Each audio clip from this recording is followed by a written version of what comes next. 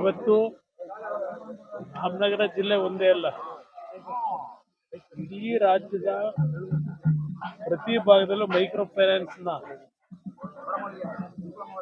ಹಾವಳಿ ಯಾವ ಮಟ್ಟಕ್ಕೆ ಬಂದಿದೆ. ಈಗ ಗ್ಯಾರಂಟಿ 2,000 ರೂಪಾಯಿ ದುಡಿದಂತೆ ನಡೆದು ಕೊಡ್ತಾವ್ರಲ್ಲ, ಅದು ಕೊಟ್ಟ ಮೇಲೆ ಮತ್ತೆ ಯಾತಕ್ಕೆ ಮೈಕ್ರೋ ಫೈನಾನ್ಸ್ ಅಲ್ಲಿ ಸಾಲ ಮಾಡ್ತಾ ಇದ್ದಾರೆ ಜನ?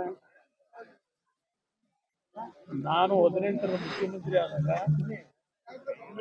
ಯಾವ ಒಂದು ಬಡವರು ಪ್ರೈವೇಟ್ ಸಾಲ ತಗೊಂಡಿರ್ತಕ್ಕಂಥದಕ್ಕೆ ಒಂದು ಬಾರಿ ಋಣ ಮುಕ್ತರನ್ನು ಮಾಡಬೇಕು ಅಂತ ಹೇಳಿ ಒಂದು ಕಾನೂನು ತಂದೆ, ಬಿಲ್ ಪಾಸ್ ಮಾಡೋದು. ಏನಾಯ್ತಾ ಬಿಲ್ಲು?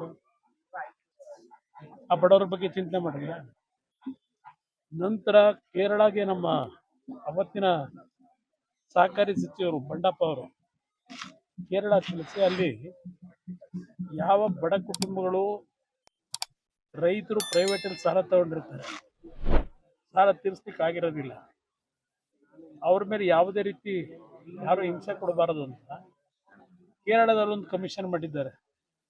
ಆ ರೀತಿ ಒಂದು ಕಮಿಷನ್ನ ರಾಜ್ಯದಲ್ಲೂ ತಂದು ಸಾಲ ತಗೊಂಡವ್ರ ಮೇಲೆ ಸಾಲ ತೀರಿಸ್ಲಿಕ್ಕೆ ಆಗದೇ ಇದ್ದಾಗ ಯಾವ ರೀತಿ ಸರ್ಕಾರ ಅವ್ರ ನೆರವು ಬರಬೇಕು ಅಂತಕ್ಕಂಥ ಒಂದು ಯೋಜನೆ ತರಬೇಕು ಅಂತ ಹೊರಟೆ.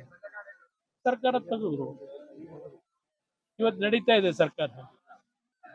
ಇವತ್ತು ಇದೆಲ್ಲೋ ರಾಮನಗರ ತಾಲೂಕಲ್ಲೇ ಯಾವುದೋ ಒಂದ್ ಕಡೆ ಆತ್ಮಹತ್ಯೆ ಆಗಿದೆ ಅಂತ ಅಂದ್ರು, ಮಹಿಳಾ ಆತ್ಮಹತ್ಯೆ. ಯಾವನಾದ್ರೂ ಒಬ್ಬ ನಿಮ್ಮ ಮಂತ್ರಿ ಏನೋ ರಾಮನಗರ ಉದ್ಧಾರ ಮಾಡೋರಂತಲ್ಲ ಮಹಾನುಭಾವರುಗಳು ಯಾರಾದ್ರೂ ಬಂದ್ರ?